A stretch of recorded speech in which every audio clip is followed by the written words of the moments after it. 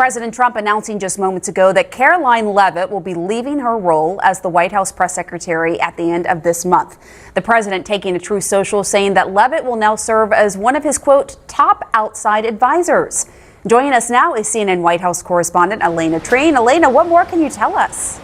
Yeah, look, I think this came as a surprise to many people, Pamela, and that's partly because this role, particularly under President Donald Trump, had been a tough one to fill. I'd remind you that Leavitt is one of the closest advisors. The president did say this in his post, but she is one of the closest advisors that he has. She's part of that very small group of really loyal people who have been with the president on the 2024 campaign trail. She also worked for him, I should note, during his first term when he was first in office, and has continued to be one of those people that goes in to very sensitive meetings, is one of few people that actually knows what is going on at high levels in the West Wing. So it's a loss for the president. I'd also note the timing of this, which I think is pretty crucial. The White House is losing their chief messenger just 3 months before the midterm elections. Now, what's going on, everybody? Adam here.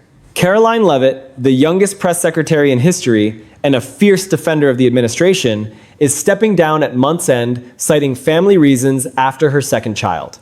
The departure marks a significant loss of the administration's most visible and relentless communicator.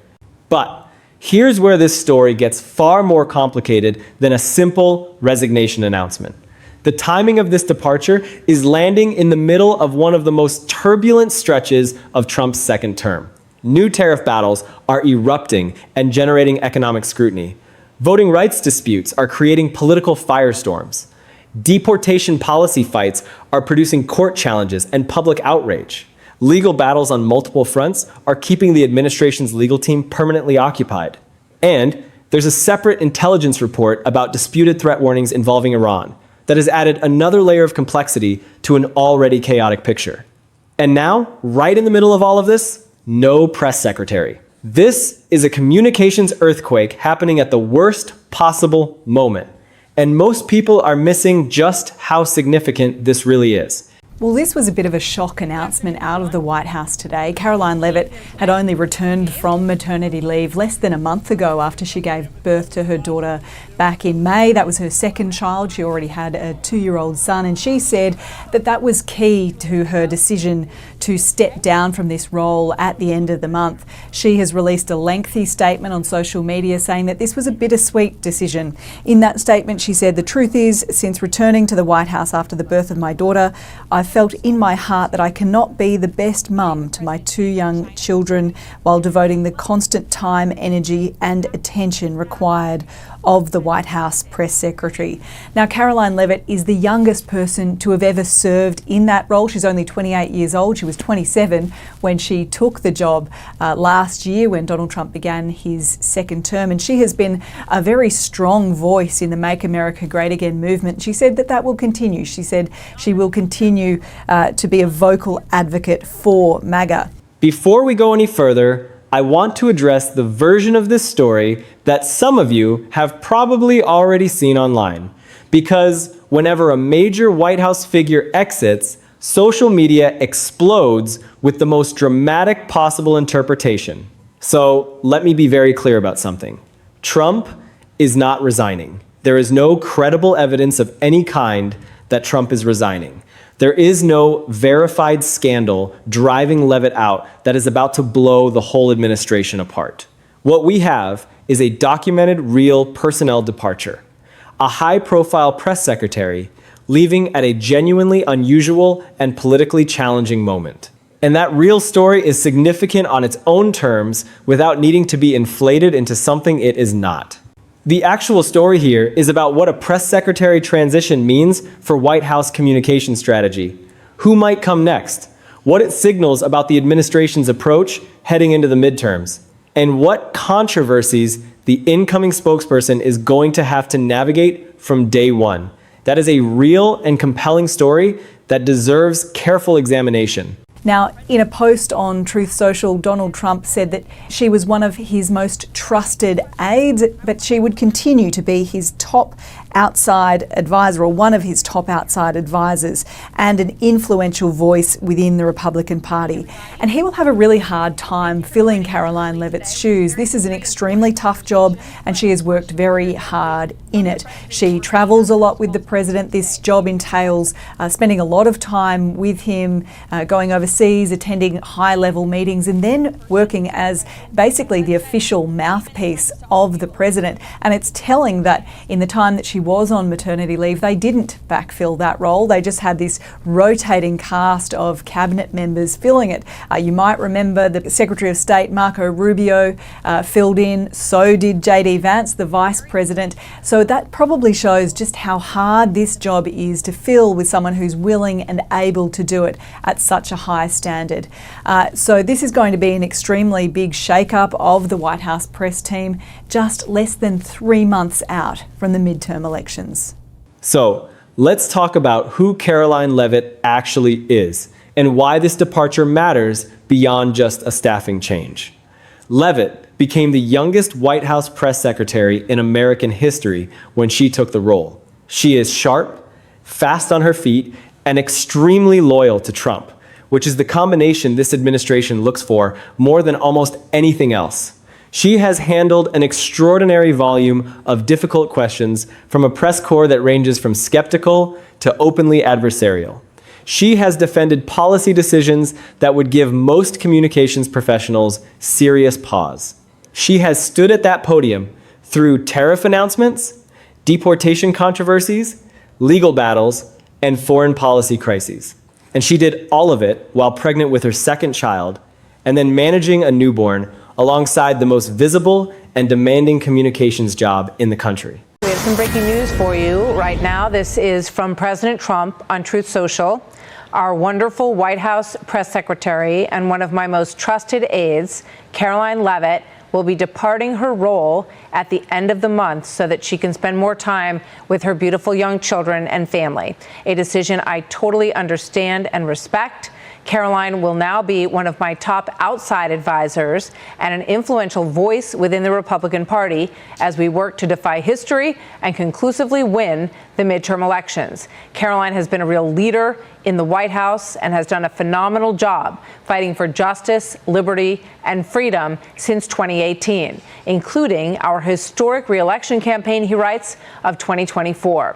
Caroline has been one of the best White House press secretaries in the history of the office.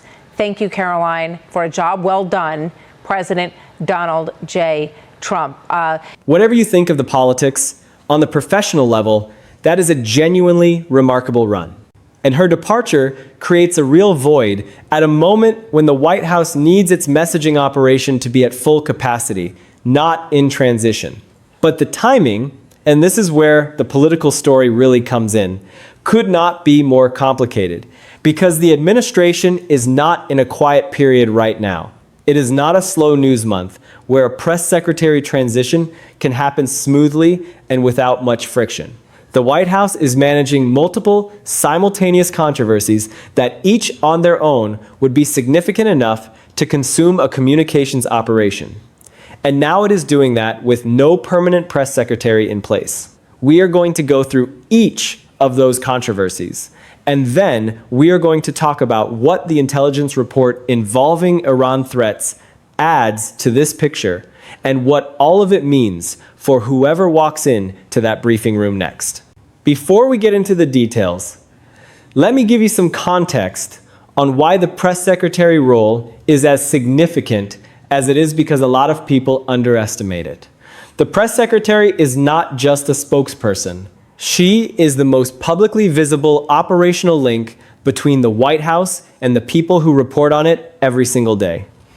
Every briefing room appearance is a performance under extreme pressure. Reporters competing to ask the hardest possible question. Cameras capturing every stumble and every evasion. Social media clipping and analyzing every exchange in real time. It is one of the few government jobs where your work product is almost entirely visible to the public every day it happens. And that visibility means the person in the role shapes perception in ways that most other White House roles do not. When Leavitt was at the podium, viewers who tuned in saw someone who was aggressive, loyal to Trump, prepared, and able to hold her ground under sustained questioning. That image was part of the administration's daily brand. Whoever replaces her is going to create a different impression, whether they intend to or not, just by being a different person in the same role. And in a White House that has placed enormous emphasis on communication and messaging as strategic tools, that impression matters a lot, which is why this departure is a bigger deal than the standard political staff shuffle story would suggest. And which is why the question of what comes next is one of the most consequential internal decisions the White House will make in the coming weeks. Let's build this out piece by piece, because there is actually a lot here, and understanding each thread separately is how you get the full picture. Thread 1. What a press secretary transition actually means for the administration. People underestimate how operationally significant this role is. The press secretary is not just a spokesperson. She is the administration's most visible daily interface with the entire press corps. Every single day, at scheduled briefings, and in hallway exchanges, and in background conversations, the press secretary is managing the flow of information between the White House and the reporters who cover it. She knows which stories are coming, which questions are going to land hard, and which issues the White House wants to control the framing on. She has relationships, sometimes adversarial, sometimes functional, with the specific reporters whose coverage shapes what the public understands about the administration. All of that institutional knowledge, all of those relationships, all of that context, it walks out the door with Leavitt at the end of the month. And whoever comes in next has to build it from scratch while simultaneously managing the daily briefing schedule while the administration is dealing with significant simultaneous controversies. That is not an easy hand to pick up, and the choice of who picks it up matters enormously for how the White House navigates the next several months. Thread 2. The simultaneous controversies the next press secretary walks into. The current coverage of the Trump administration lists the leading ongoing developments, and the list is not short. New tariff actions are generating economic scrutiny. The Save America Act, the voting legislation Trump has prioritized, is caught in ongoing legal and political fights. Deportation policy disputes continue to generate both court challenges and political controversy. Legal challenges on multiple fronts are producing rulings at a pace that keeps the administration's legal team permanently occupied. Each of these issues requires messaging, requires someone at the podium who can explain the administration's position, deflect questions that are not ready for public answers, and control the framing in a press room that is not sympathetic. And whoever takes over from Leavitt is going to face questions on all of these fronts immediately in their first briefing, possibly before they have fully been briefed on all of them. That transition gap is a real vulnerability, and sophisticated observers on both parties know it. There is also a midterm dimension to this transition that is getting underplayed in most coverage, and it is probably the most strategically significant element of the story for anyone thinking about the November elections. The press secretary is the administration's daily face on every story that touches the midterm campaign landscape. Which candidates the administration supports, which policies the White House is prioritizing, how the president is responding to new polling, how the administration is framing individual Senate and House races. All of those conversations flow through the press briefing room every day in front of cameras with everything on the record. A press secretary who is sharp, quick, and fluent in the political landscape can use the daily briefing as a proactive messaging tool, getting ahead of stories, framing the administration's record favorably, and creating moments that supporters can clip and share. A press secretary who is still finding her footing, who is learning the policy landscape on the job, building relationships with reporters, and figuring out the rhythm of the briefing room is much more likely to be reactive, to get caught flat-footed on a breaking story, to create clips that critics can use rather than supporters. And those moments accumulated over the final months before November can affect how the electorate perceives the administration at the most critical time. So this is not just an internal White House staffing question. It is a midterm political story. Thread 3, the tariff story specifically, because it connects the staffing change to what voters are actually experiencing. Trump's tariff actions have been one of the most consequential and contested policy decisions of the second term. Supporters argue that tariffs protect American industries, bring manufacturing jobs back, and give the administration leverage in trade negotiations. Critics argue that tariffs raise prices on goods consumers buy, electronics, clothing, car parts, machinery, and can provoke retaliatory tariffs from trading partners that hurt American exporters. The economic debate is real and the data is contested. Reasonable economists disagree about the net effects, but what is not contested is that tariff policy is a communications challenge, explaining to voters why they might be paying more for certain products in a way that sounds like a coherent economic strategy rather than a cost of living burden. That is a communications job. And it is exactly the kind of job that a press secretary handles at the podium every day. A transition in that role, while tariff policy is actively unfolding and generating voter concern about prices, is the kind of timing that makes communications professionals nervous. Thread 4, the intelligence report about Iran and why it matters for this story. Separate from the Leavitt departure, there was reporting about U.S. intelligence officials being unable to independently corroborate some Israeli warnings about specific Iranian plots against Trump. That reporting indicated the disputed intelligence apparently contributed to a secret change in Trump's flight arrangements at some point.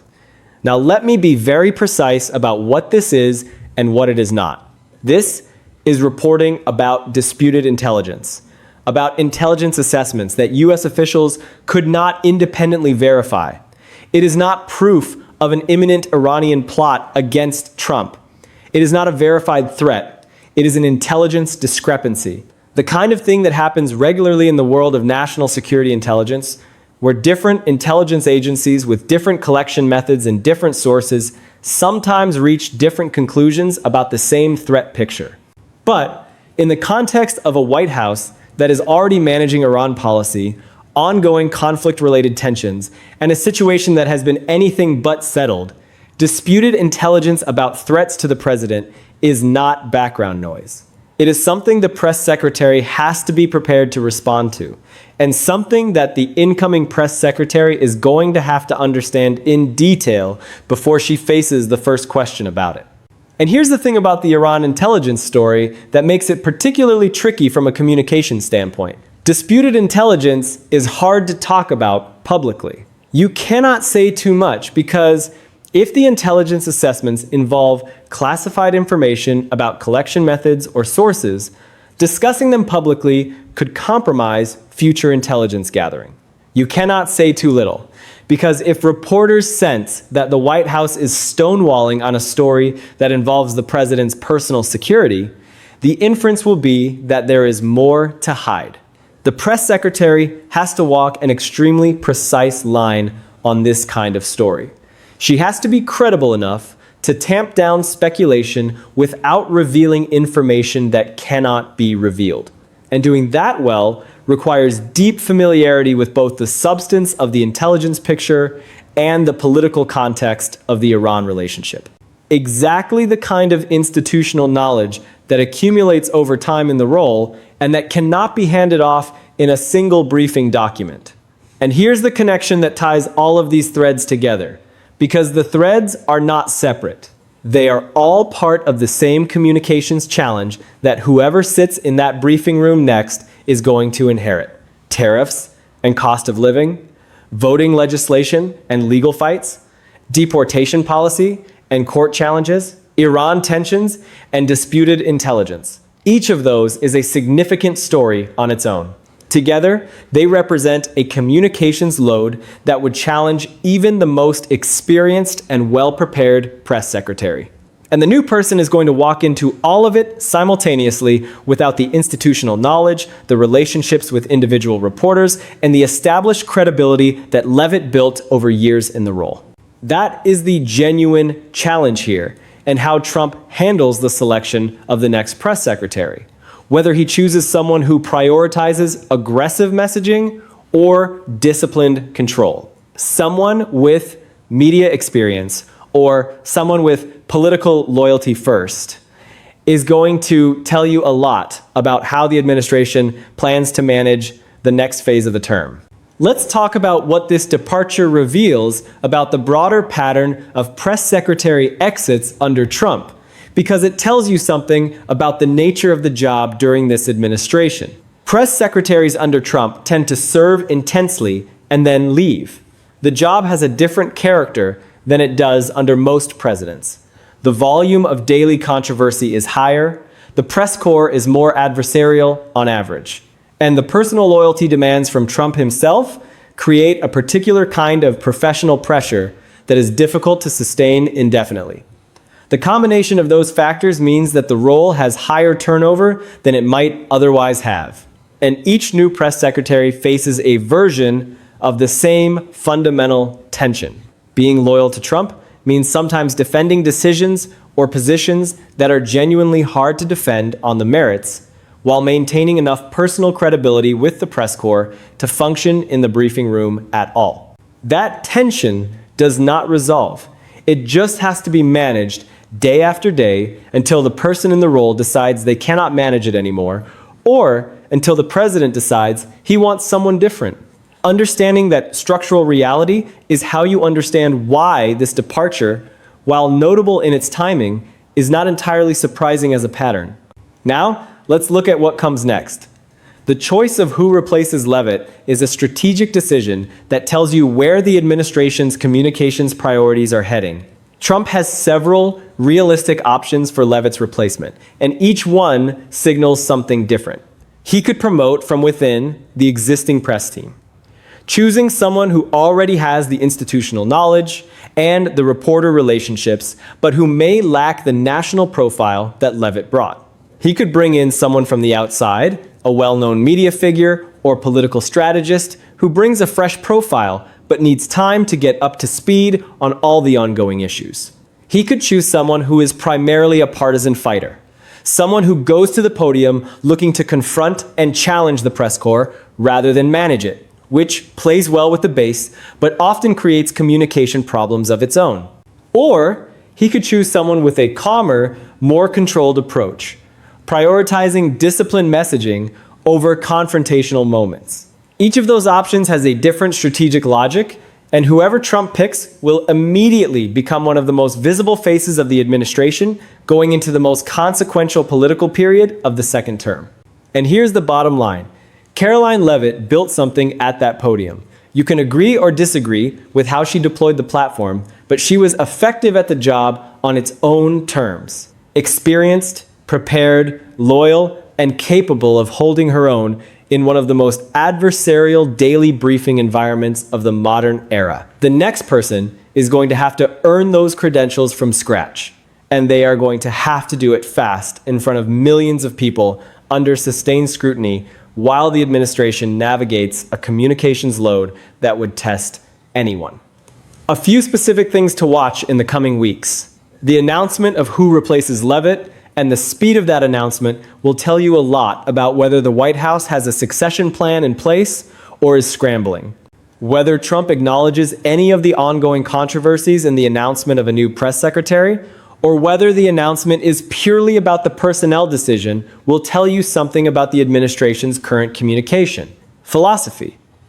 Whether the new press secretary adopts Leavitt's combative approach or tries a different register in the briefing room, and how the press corps responds will shape the entire media dynamic for the rest of the term. And whether the incoming spokesperson gets substantively briefed on the Iran intelligence discrepancy, the tariff economic data, and the legal landscape before their first briefing, or whether they have to learn on the job in front of cameras, is the kind of detail that determines whether a press secretary transition goes smoothly or becomes a story unto itself. Let's also address the tariff refund story, because it connects directly to what voters care about heading into the midterms.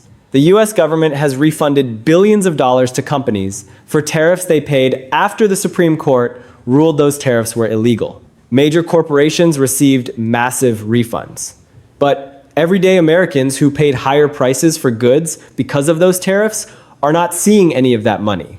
The Tax Foundation estimates tariffs cost the average US household an extra $1,000 in 2025. And because the administration replaced those tariffs with different ones, the average household is expected to pay hundreds more this year. This is the kind of economic story that cuts through all the political noise. Voters feel it in their wallets. They see it in their grocery bills and their monthly expenses. And whoever steps into that press secretary role is going to have to defend this economic reality while the administration is also dealing with all the other controversies simultaneously. That is a communications challenge of the highest order. So here's the real takeaway from this story. A press secretary departure at this specific moment is more significant than it would be in a quiet period, and the transition gap is a real operational vulnerability. The press secretary is the White House's daily face to the press corps.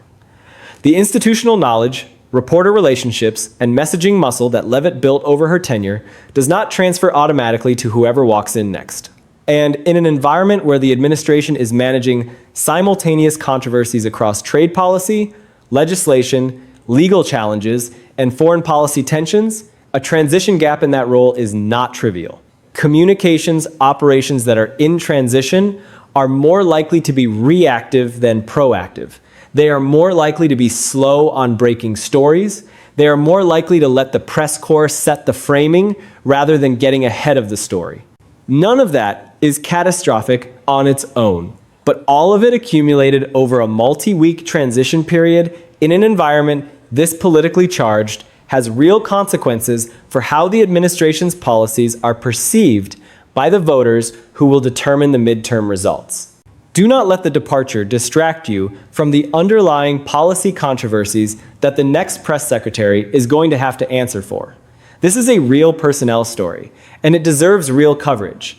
But it is not the story. The stories are the tariff actions and what they mean for cost of living pressures on American households. The stories are the voting legislation and the legal fights over it. The stories are the deportation policy controversies and the court challenges. The stories are the Iran situation and what disputed intelligence about threats to the president tells us about the current state of the conflict and the intelligence picture. A press secretary change is a staffing event.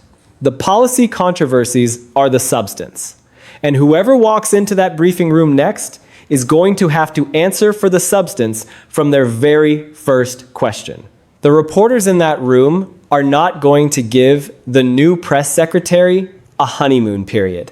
They are going to ask the hard questions immediately, and how the administration prepares its new spokesperson for those questions, and how that spokesperson performs under the immediate pressure of walking into one of the most contested communication environments in Washington is something worth watching very closely over the coming weeks.